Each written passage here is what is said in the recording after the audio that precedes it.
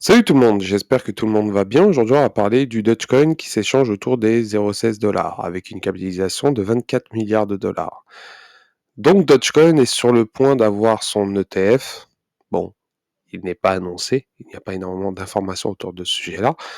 On peut voir que déjà que Grayscale a tout simplement demandé son trust Dogecoin. Donc c'est déjà un pas avant peut-être un ETF pour le Doge. Pour ma part, je pense que Doge aura son ETF et ça sera le premier même.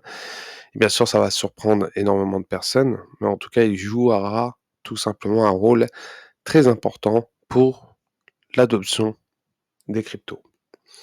Et bien sûr, il y a énormément de choses qui se disent concernant Dogecoin, que Dogecoin est illimité, Dogecoin est tout simplement une blague et il ne pourra pas survivre sur le long terme.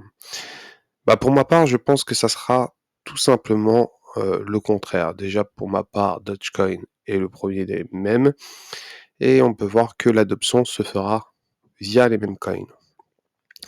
L'adoption des cryptos et la plupart de ceux qui rentrent dans les cryptos s'intéressent aux mêmes coins. Car tout simplement, c'est l'appât du gain, l'avidité. Et Dogecoin est un mème qui est assez élevé, hein, donc 24 milliards de market cap, et tout le monde se pose la question si Dogecoin va atteindre le fameux dollar. Moi, je pense que c'est une question de temps, tout dépendra où ira Bitcoin. Bien sûr, si Bitcoin atteindra le million de dollars, là, il se pourrait de voir le Dogecoin à 1 dollar. Rappelons que le ratio Dogecoin-Bitcoin à son apogée, quand il a atteint les 0,70 dollars, il était d'environ 7,5% comparé au Bitcoin. À l'heure actuelle, on va dire qu'il est autour des 1,15%. Donc, quand il y aura une euphorie autour des mêmes et autour du Doge, il se pourrait que Dogecoin atteindra le fameux dollar. En tout cas, tout dépendra de la manière dont le bull run va s'orienter.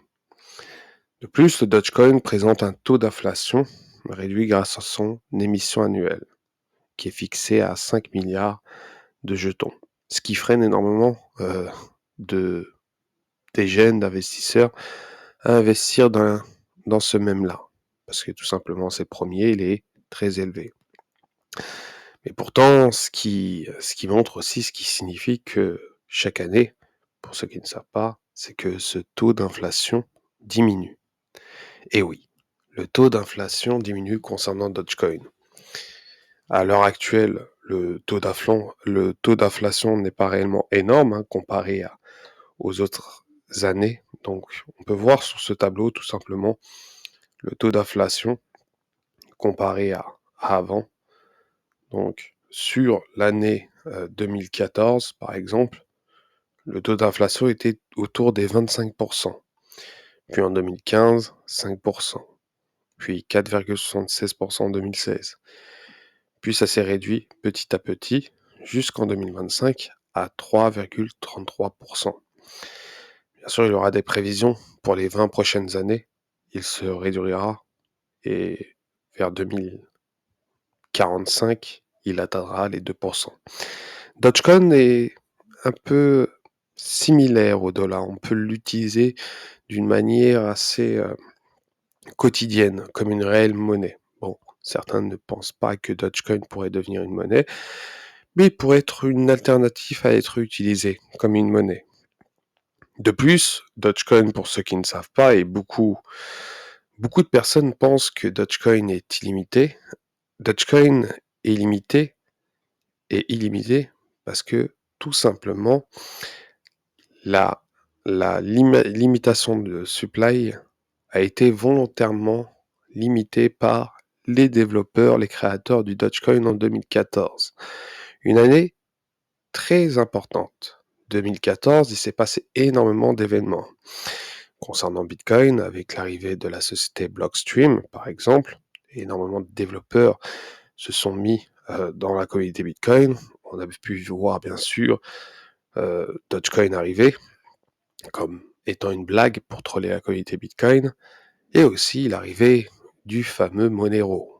Donc 2014, dans l'histoire des cryptos en général, a été une année très charnière avec les institutions qui s'intéressent, en tout cas les fonds d'investissement qui s'intéressent au Bitcoin et surtout une adoption qui s'est accélérée autour du Bitcoin et des cryptos en général.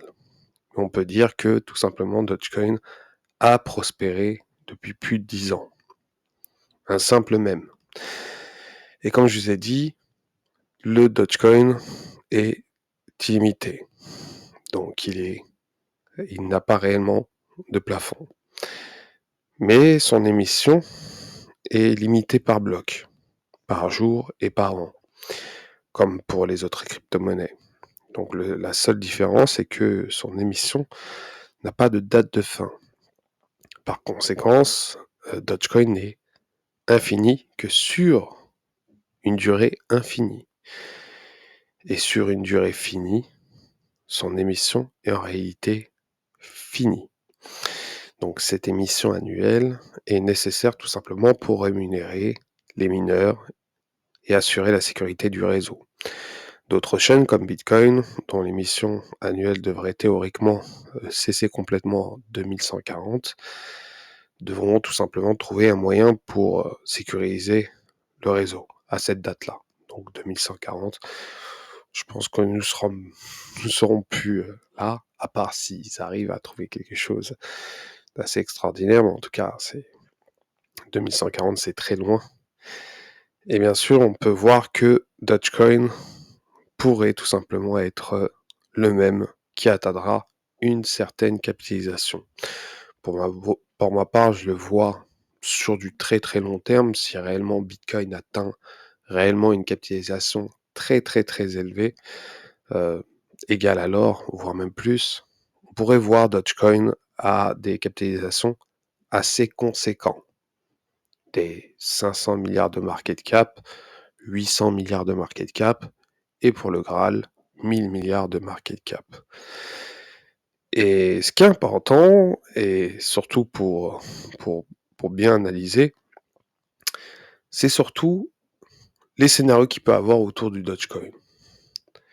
Par exemple, si Bitcoin atteint le fameux million de dollars dans les 10 ans à venir, par exemple, on pourrait voir tout simplement un ratio Dogecoin-BTC à 1%, ce qui ferait tout simplement un Dogecoin autour des 0,84 $.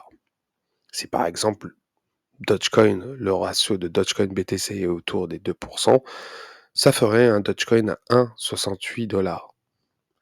S'il y a une euphorie, et là, ça serait un peu le côté folie autour de ce même-là, on pourrait voir tout simplement un Dogecoin autour des 4,20 $ à 5% de ratio entre Dogecoin et BTC.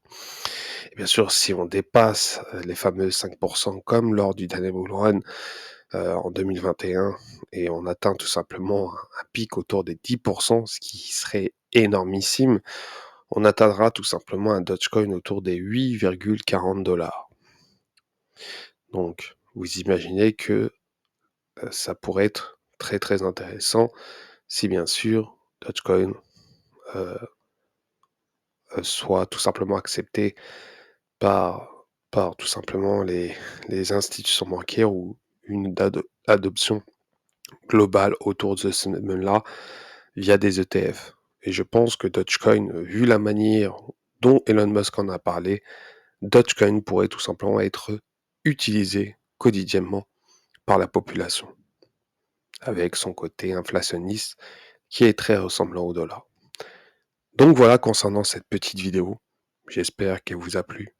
En même temps, ça clarifie certaines choses autour de la supply illimitée du Dogecoin, qui n'est pas réellement illimitée techniquement. Mais ça va être très intéressant de voir ce même qui fut l'un des premiers, avec bien sûr un autre même qui n'a pas réellement marché. Monacoin, j'essaierai d'en parler dans une autre vidéo parce qu'il y a certaines personnalités qui en ont parlé. Une monnaie qui a été créée par un japonais, entre guillemets, et qui est sur une capitalisation, en tout cas qui a été très adoptée au Japon, et qui n'a pas réellement marché, mais qui sait? On faudra voir comment ça va se passer. En tout cas, ce qui est intéressant, c'est de voir ce que va faire Dogecoin et si, Bitcoin atteindra une certaine capitalisation, une certaine adoption dans les décennies à venir. Donc voilà concernant cette vidéo, j'espère qu'elle vous a plu. N'hésitez pas à vous abonner, à liker et je vous dis, à la prochaine.